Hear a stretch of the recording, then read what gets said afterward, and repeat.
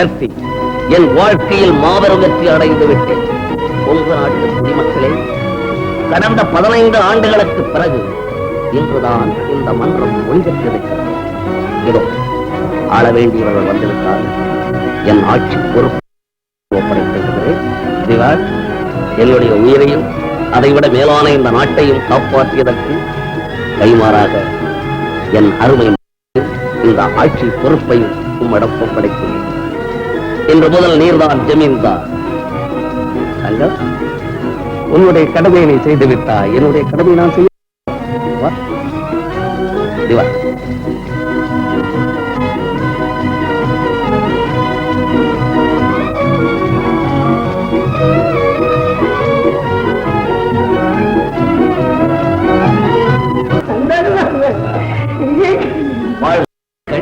வாழ்க குடிமக்கள், வாழ்க நம் நாடு.